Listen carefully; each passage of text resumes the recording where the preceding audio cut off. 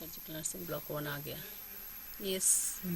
मैं शुरू कर दूं. Good afternoon and welcome to our teleconferencing. Today we are going to conduct teleconferencing for second year BSc nursing student, and we will be taking medical surgical nursing block 1. Our student, I think you are going for counseling, and counseling is over most probably for first block. If it is not over also, you can hear properly. And in our studio, we have two very good resource person. All of you know from my extreme right, Mrs. Harinder Goel. She is from RAK College of Nursing Faculty, and she has got near about more than 25 years experience in medical surgical field. And in my left, Dr. Bimla Kapoor, I think all of you know, she is our program coordinator, and she taught medical surgical nursing. Though she has done psychiatric nursing specialization, she was my teacher also. That time she taught medical surgical nursing, and she has got very good clinical experience. I think you will gain knowledge from them. So both of them, they are going to take pre-operative, intra-operative and post-operative nursing care. So madam, I think you start the session. Thank you very much, Ms. Rita Sarkar. And this is our first teleconferencing session for the second year students.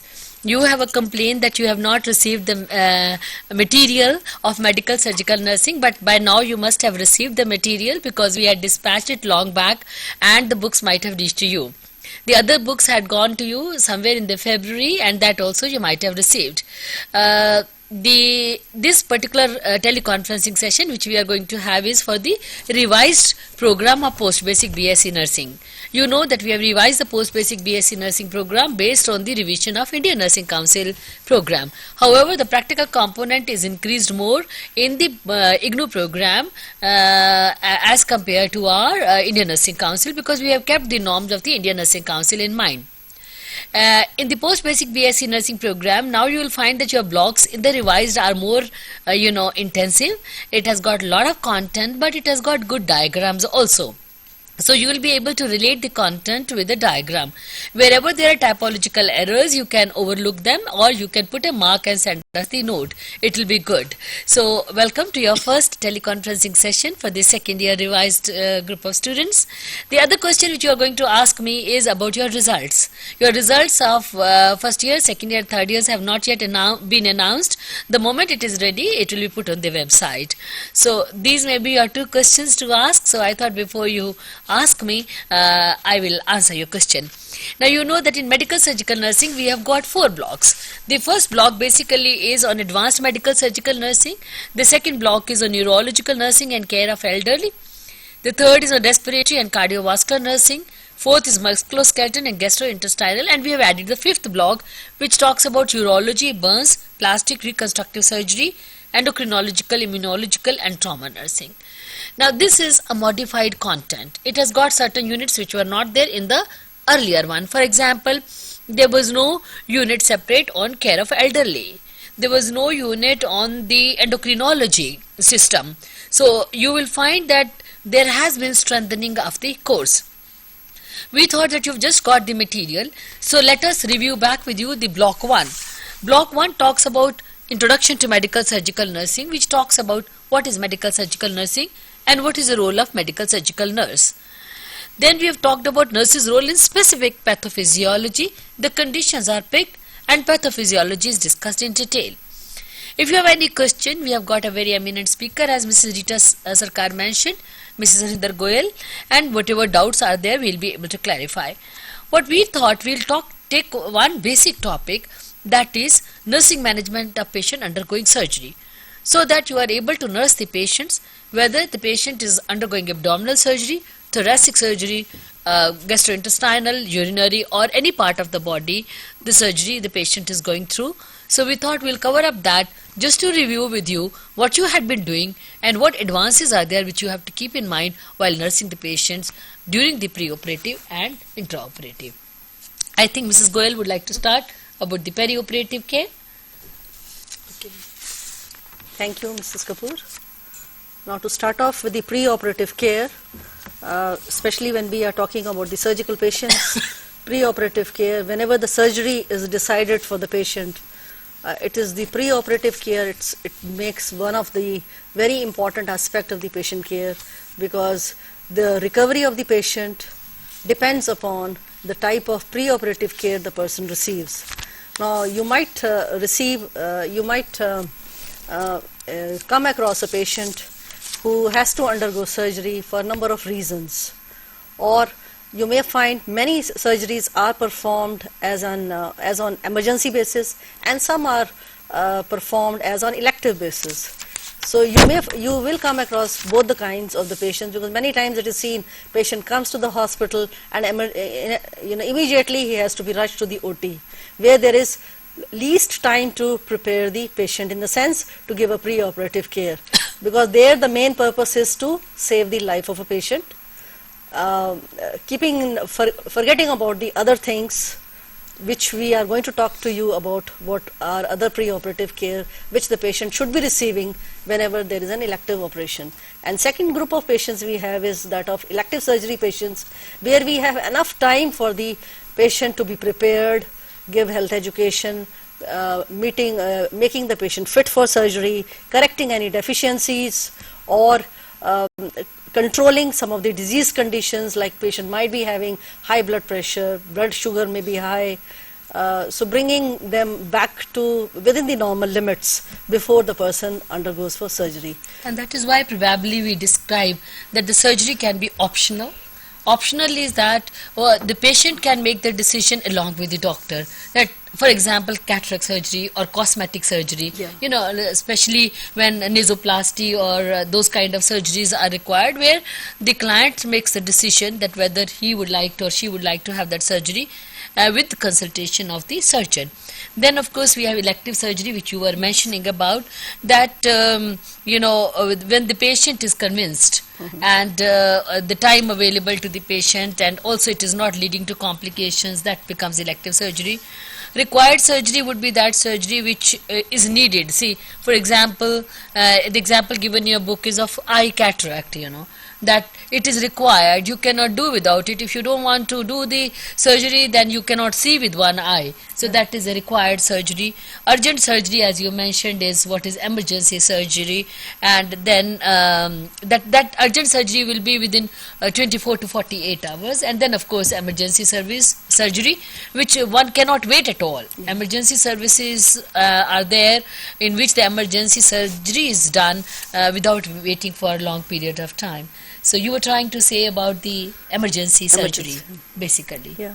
Yes? Now, emergency operations, there are mainly two types we have already said, emergency operations or elective. Emergency operation is mainly done to save the life of a person and to prevent serious complications. All of us might have come across sometime or the other patient coming with perforation, coming with obstructions, appendicitis. So immediately they have to be rushed to save the life, otherwise person may die. And to prevent serious complications, that's another purpose for emergency operations, because otherwise if you do not operate immediately, person having internal hemorrhage, if we do not prevent that organ to bleed, take the measures to correct that, patient may die of hemorrhagic shock. So another is, we have already said, is that is elective operations, in which we have enough time to prepare the patient physically, mentally, and as well as to meet any deficiencies, to correct any deficiencies. So let's see what are the pre-operative nursing care purposes, especially when we are talking here pertains to the elective surgery patient, because emergency we hardly have any time to undergo many of these things, though some of it has to be done, but some of these things have to be done in a elective. The main purposes are for pre-operative nursing care is the main purpose for pre-operative nursing care is that whenever the surgery is performed, it can be it can be a removal of a diseased structure. If something is there in the body that has to be removed, the organ has to be removed, or partially or completely, whatsoever it is, because that is an offending thing which can lead to further complications. So surgery can be performed to remove the disease structure. It can also be performed to restore the normal function of the body part. Like we have given the example of cataract surgery. Once the cataract surgery is done, the person is able to see, of course with the help of the intraocular lenses or outside glasses, but definitely that opacity of the lens is removed and the person is able to. So we are restoring the normal function of the body by performing the surgery. This is just an example. Then for palliative reasons is like any person might be having some growth somewhere which is pressing on something. Like take an example of carcinoma esophagus or cancer of esophagus. The patient is not able to swallow, cannot take anything inside by mouth. So in that case, maybe palliative surgery, like in the form of gastrostomy, may have to be performed to meet so that the patient's nutritional needs are met. So palliative surgery can be done apart from the tumor thing that can be carried on by other measures, other modalities of treatment like radiotherapy, chemotherapy. But at the same time, the palliative surgery at least it helps the patient to have a better control over the nutritional need. This is just again another example of the palliative surgery. Then surgery may be also performed for diagnostic purpose. Many times we may have to take a tissue from inside for biopsy, for histopathological examination, which is not accessible just by local anesthesia. Sometimes it is during operation, when the patient undergoes general anesthesia, the surgery has to be performed and the tissues are sent for various examinations for diagnostic purpose. So these are the 4 purposes why the surgery may have to be undertaken. And I think this is very significant because we should know, as nursing personnel, you must know for what your patient is admitted, what kind of surgery the patient requires, and keeping that in mind, there is assessment which you need to do as nursing personnel, like record of baseline data. What is the name of the patient, age, weight, vital signs, and how long the vital signs has been maintained. Of course, if it is an emergency operation, still you have to collect this data, but you have to maintain the vital signs more frequently. Evaluation of cardiac and peripheral vascular competency level, you can see on the slide very clearly mentioned. Also, we have to have thorough chest and lung examination. We have to ensure that the doctor, the physician concerned and the surgeon concerned has done the chest examination, lung examination, and that is recorded.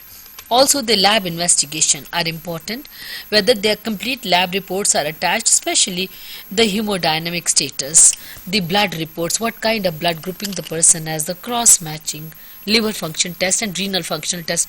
Now, liver function test and RFT may not be required for all the surgeries, but wherever it is required, it is definitely, report has to be there. Urine analysis is very important for albumin, sugar, and of course other abnormalities like acetone. Urine and bowel elimination pattern. Is the patient having regular? How long the patient has been constipated, or the micturition, the person is having frequency in micturition, all that has to be recorded, and that record should be attached with the pre-operative guidelines. Nutritional status of the patient, and what is the ingestion habits, what all the patient takes and what all the patient doesn't take. Self-concept is very important, because self-concept and body image profile. I remember many years back, it would be more than 35 years back, one of the person who was going to get the surgery done for appendicectomy was very particular about not showing the scar, and those days Mitchell's clip had just come. They were to be purchased by the patient themselves. They were not available in the operation theatre. Yes. And I remember she purchased it and used it, and the surgeons honored and extended 1 day more because it was not an emergency surgery. So this is something very important about the image, the self-image of the person, especially certain surgeries like thyroidectomy, partial thyroidectomy, when the neck is involved, or any part of the body where the person doesn't feel very comfortable, then that is to be taken care of. And what person thinks about that, the body image, about what is the concept of the person about his or own body image, and also what is the self concept of the person. If something goes wrong, how would the patient take it? Now, knowledge, concern and caring pattern of family members, that how the family members are going to, who all are going to look after the person, what is their educational level, what is their understanding about the disease condition due to which the patient is admitted, or other significant people in the family, maybe a sister or a brother who is going to look after this particular person during the surgery or after the surgery. Knowledge and perception of the patient about his or her surgery. How many times the patients are told by the surgeons or by the nursing personnel that what surgery the patient is undergoing.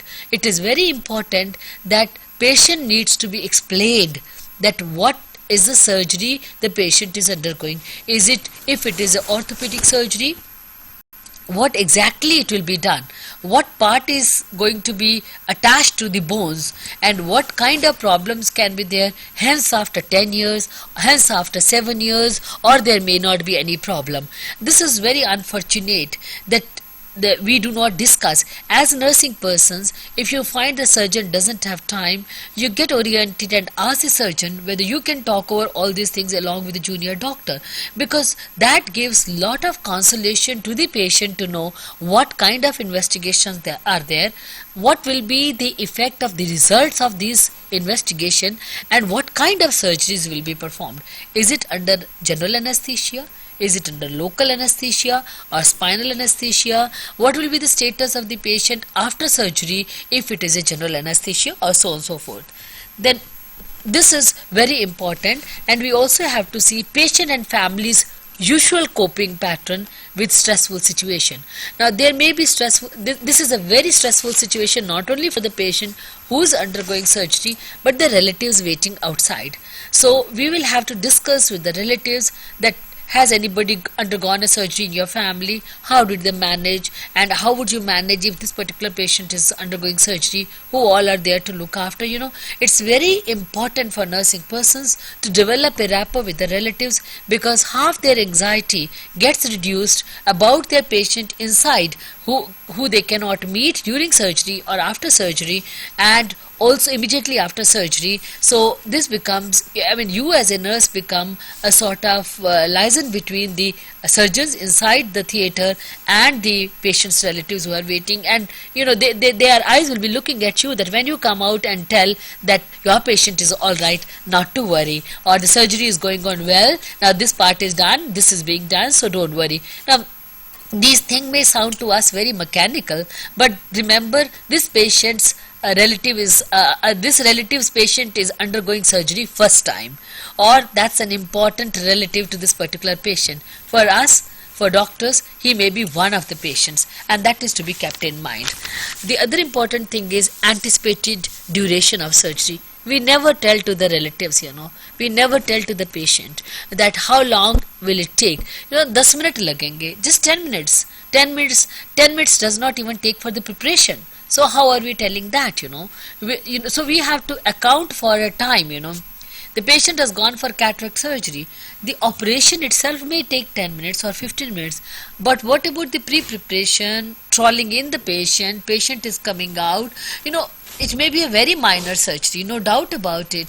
But, it's a question of eye. The patient is already anxious that if something goes wrong with the eye, he or she will not be able to see throughout life. So this anxiety is already there, and so is the anxiety with the relatives also. So this is very important to say that preparation as such may take half an hour. By the time they clean the area, they make a surgical clean, sterile place, so that person does not get infection. But when it comes to doing a surgery, it will take this much of time. But the patient comes out of unconsciousness is going to take this much of time.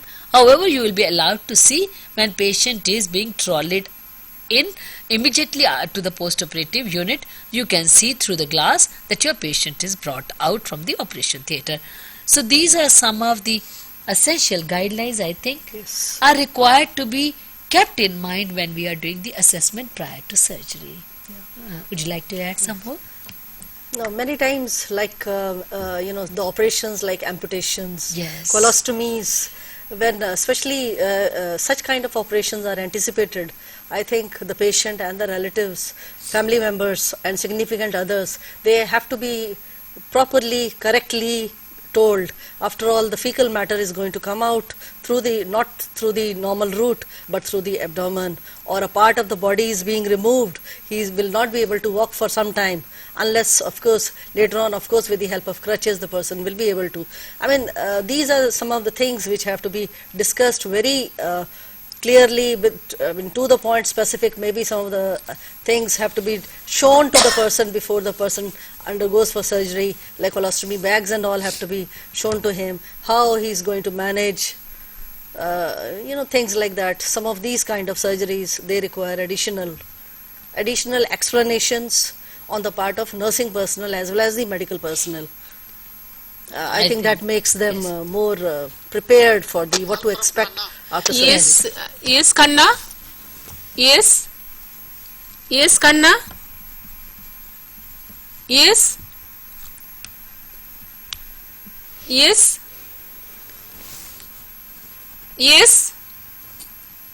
Okay, by the time, yes. By the time they get connected, we continue, madam? Okay, madam, Yes. continue. Okay, then next we move on to the diagnostic and supportive measures which are required for a patient who is scheduled for surgery. Careful history is must for any patient who is going for surgery. Means the nursing history, not only medical history, the nursing history. Complete physical examination has to be done for the patient from head to toe. From the head to toe, just to find out whether that the patient doesn't have any problem before he goes for surgery. Head to toe examination we have already covered. I mean, in our first year in nursing process, Yes. how to go on with the nursing head to toe examination of the patient. Either we can go head to toe or we can do system wise. Whatever way you want to adopt, it can be done. Then, of course, any patient going for surgery, we have to have the complete blood examination done, which includes the hemoglobin level, the blood sugar level, the blood urea nitrogen level, serum creatinine, things like that. Then if liver function tests have to be done, that has to be done, serum enzymes, renal function test, depending upon the surgery which has to be performed, it has to be done. And maybe even prothrombin time, bleeding time, clotting time. These are some of the common investigations, blood investigations, which are a must before the patient undergoes surgery. Because any anemic patient will not be taken for surgery unless the anemia is corrected. Then urine examination, this we have already mentioned. Routine urine examination, which includes the urine for sugar as well as albumin, is done, and for diabetics, even for acetone, it is done.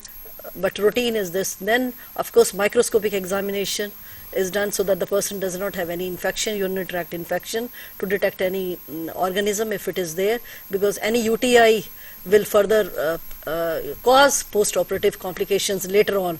So it is always better to have the culture and sensitivity done before surgery.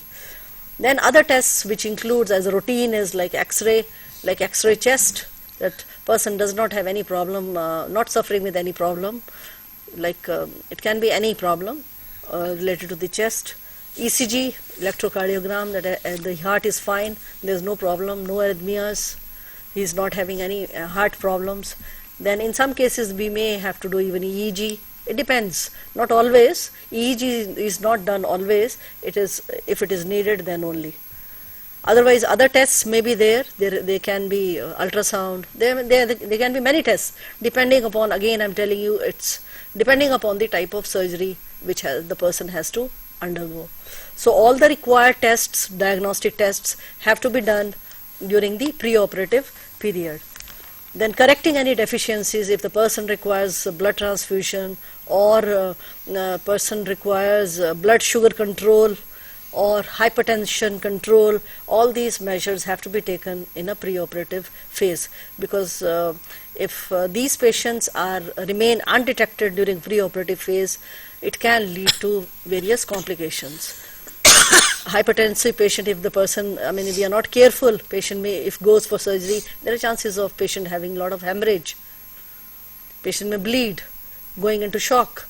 And similarly, a diabetic patient with high blood sugar again will pose a lot of complications, problems in terms of infections, things like that, delayed wound healing later on. So these things we need to correct before the patient is taken for surgery. Then there are certain pre-operative nursing interventions which need to be carried out for patients who are scheduled for surgery. Number one is preparation of the GI tract, gastrointestinal tract. That has to be done. How it has to be done, that again depends upon the operation. If the operation is pertaining to the GI tract, then it requires a lot of preparation. In the sense, patient's bowel has to be totally cleaned. Again, it depends upon the preference of the surgeon, because many surgeons, they prefer cleansing enemas, or some people just cathartic or whatever it is. Nil orally, of course, the person has to be there. So depending upon the type of surgery, whether it is whether the GI has to be prepared, it has to be carried on. But definitely, if the operations are of the perineal region or of the GI tract or of the pelvis, the cleansing enemas and all things, that has to be carried out in order to prepare the gastrointestinal tract. Because when the patient goes in general anesthesia, the system has to be clear, because there are chances of involuntary passage of stool, or if it is not clear, so it will again soil the operation table. That's the main idea behind it, why we clean and to prevent other infections. Then another important aspect is communication to the patient family. That's very important, though this we have already said earlier, that once the diagnosis is made, the what kind of operation it has, the person has to undergo, it has to be very well communicated to the family members as well as to the patient, because this is very essential component, many times, which sometimes it is neglected. We don't tell what is to be done, and the person doesn't know. Then psychological readiness means we need to prepare the person psychologically, and it is seen that if you prepare the person well psychologically, what to expect, what is expected of him, then his anxiety level goes down. The person is less anxious for the operation which he has to carry, because if the person is more anxious, it interferes with the recovery later on. So if the person remains relaxed, what we want is the patient should be well mentally prepared for the operation. And we have the time to prepare the patient psychologically by telling the person about what to expect and from him, and what is to be carried out, what type of surgery it is, how many days he is going to be there in the hospital, things like that. That makes the person psychologically prepared to undergo surgery.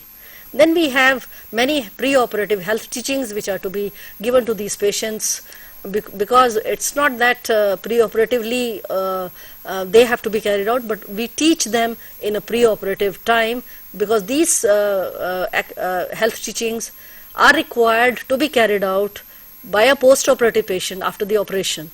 What is we expect them to do.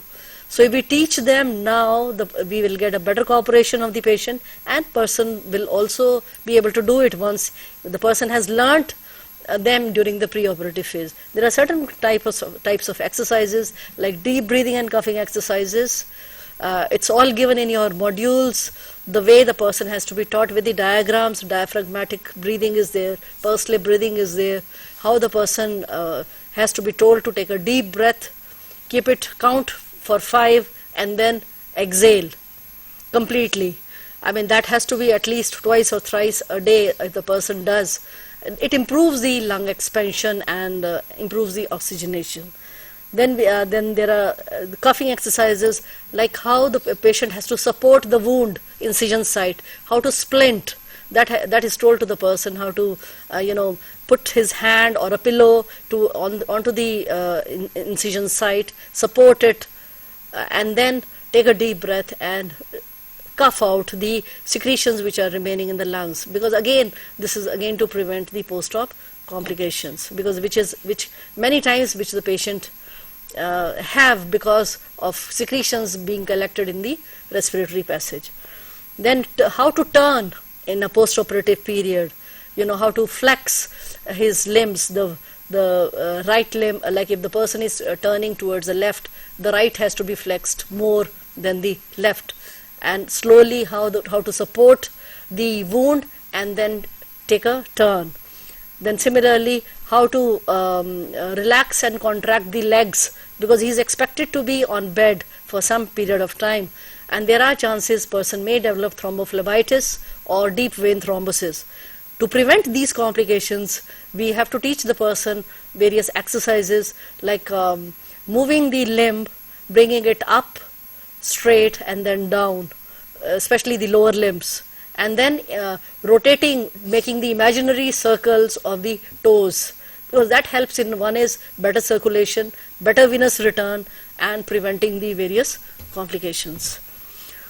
Then early ambulation, how to support the wound and then come out of the bed. That's again very important, because many times they are scared of that the operation has been done. How are they going to walk? How they are going to get out of bed, sit on the chair or walk in the unit? So if these things are taught to them during the pre-operative phase, the patient's recovery, it is seen also, the research also has shown the recovery is faster of these patients if they know them well and they practice during the post-operative, because the idea behind teaching during the pre-operative phase is their readiness to learn. They are keen to learn what is to be done during post-operative phase, because sometimes we talk so many things to the patient, it's not that every time they listen. But it is the readiness of the patient to listen to, because he is there for the operation, he has come, and he is going to accept whatever you want to teach him. And that's a very important, one of the responsibility of the nursing personnel, to take a lot of time in these activities, because it has an indirect as well as direct influence on the patient's recovery. Because I think prior to surgery, patients are highly suggestive. They are ready to listen very carefully, and it is after operation, because they already have so much of pain and problems like nausea and vomiting, they may not listen. The other important thing is informed consent. Yes. The consent should be taken. Consent is a written permission from the patient, if the patient is conscious, from patient or from the relatives. And we know that if patient is not adult, then you take the signature from the patient's relative, and in our country the adult age is 18 years, so the patient who are below 18 years, the consent is taken from the relatives.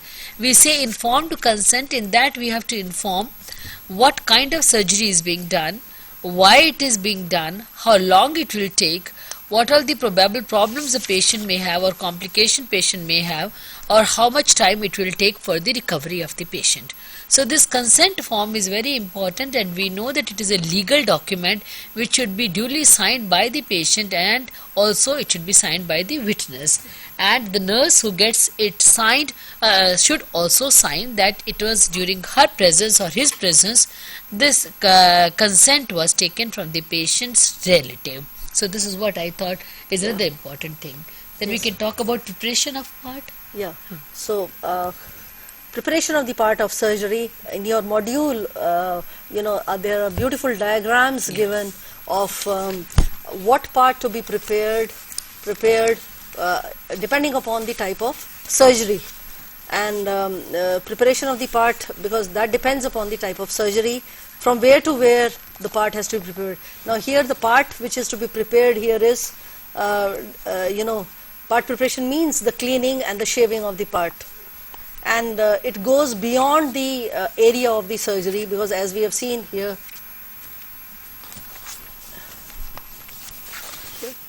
like this. Yes. Okay.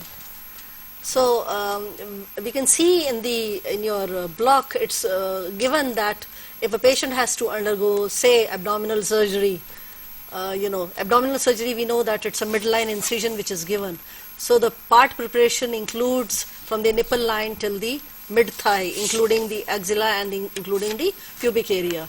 So that has to be, we have to see that that particular area is free of hair, and it is well cleaned properly, thoroughly, and even the complete procedure of shaving, everything is being given beautifully in your block. You may go through because it's all very simple, but again you have to go as per the policies here, because you have to be careful enough in the sense that there should not be any cuts made, because that will be the source of infection to the patient if the shaving is not done properly.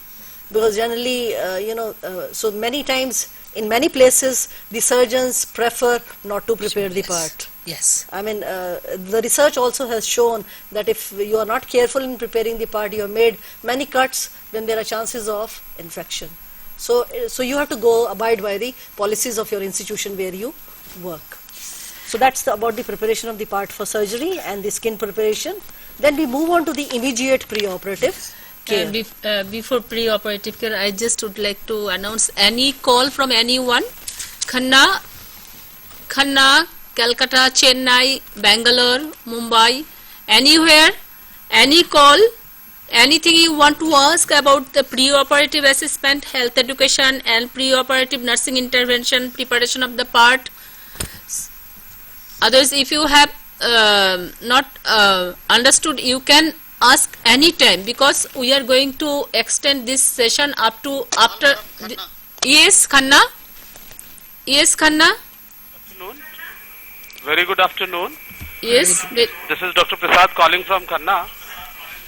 So, and we extend our hearty welcome to Madam Kapoor and the faculty members who are there. Thank you. I have to inform you that we are having around 11 students over here Very good. who are participating from Regional Center Khanna. Good. And apart from here, we are also having a student at IGNU Study Center in Ludhiana Oh, and IGNU Study Center Chandigarh. good. Yes. We are really, all the students are very apt in listening your lecture. So that is what I have to say from Khanna. Thank you and over. Very good. Yes, thank you, Khanna. So we expect call from any other regional center. Actually, we would like to know how many students are viewing us. You can call anytime, because this session is up to 3:15. Then we will have break from 3:15 to 3:30. We will again have medical surgical nursing up to 4:15. So, Madam, you want to Yes. say anything? If they have any question, Khanna, you have so many students sitting over there. If they have any question, kindly facilitate them to ask question from the blog or any other topic which they are finding it very difficult. We can always answer. So kindly do facilitate them if they have any question to ask. This is what Yes, I want yes. to add. Okay. So we were talking about immediate pre-operative care. Now, immediate pre-operative care means, first of all, is the morning or the general care the patient has to undergo. Morning or general care includes, like, you have to see, you've already assessed the patient. Patient might be having artificial dentures, things like that. You have to see that they are removed and they are kept in proper containers with the label, everything, things like that. This has to be seen, and of course the person, make sure that the person is clean, has had a bath, is on attire of the hospital clothes, with the hair well tied. The person is the clothing is proper, and Regarding the dentures, Mrs. Goyal, there is another view that some of the surgeons or anesthetists, they think that there is no need to remove the dentures. Of course, the anesthetists have fear that if the dentures are there, the person may swallow or it may break. But some of the anesthetists, they do say that if the dentures are there, remained in the mouth, it maintains the contour of the mouth and the respiration process is facilitated. So that also, as you were telling very rightly in the beginning, that the policy of the hospital is to be followed, and what does the anesthetist want in terms of these kind of things and the surgeon, and this should be discussed as a team, the surgeon, the anesthetist and the operation theatre nurse and the ward nurse. This should be discussed in the team, and rationale or reason should be given that why such a procedure is being adopted. And and many times it is the patients who don't want it to be remove removed, it. huh? So they, I mean, according to them, they say let me go to the operation theatre and you can remove it there and keep it safely. Yes. So then it becomes the responsibility of the OT nurse Yes. to keep it in safe custody with a label. That's right. So I mean, it depends. It varies where you're working and accordingly, but make sure whatever is the policies we adopt. And we see that all jewelry and all, everything is removed by the person, and the person doesn't have any nail polish and all, especially females, or not on, because it interferes with the observation of the nail color, cyanosis, oxygenation, things like that. So it has to be, we need to tell them that why it is being removed, because many times they are reluctant to remove all this. So if you give them proper explanation, I'm sure all the patients, they listen. Then you need to take care of their elimination.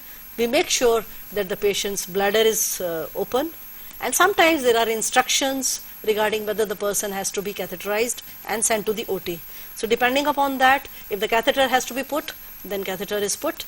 Otherwise, make sure that the person's bladder is empty, and to prevent early post-operative distension of the bladder. And also, you don't want any injury to the bladder, because injury to the bladder may happen if it is bladder is full. So make sure that the person has voided. And then comes the pre-operative medications. Pre-medications. Now, pre-medications are generally given by the pre-anesthetic checkup people, because before before we give the immediate pre-operative care, before that the person already has had pre-anesthetic checkup, and that whether the person is fit to undergo general anesthesia, and it is seen. I mean, it's they who order. So depending upon that, the pre-medications are to be given. These pre-medications, not that it is to be given on the day of surgery only, it has to be given even a day before that, night before. So we have to keep a watch on what is ordered for the patient, because many times they usually prescribe a sedative so that the person has a good sleep during night, because generally the person, otherwise especially elective surgery patients, they'll keep thinking of the operation, they will not sleep. So pre-medications may be in the form of sedative, and early morning also pre-medication is given. It may be some of, again, sedatives to calm the patient and also to reduce the secretions of the mouth.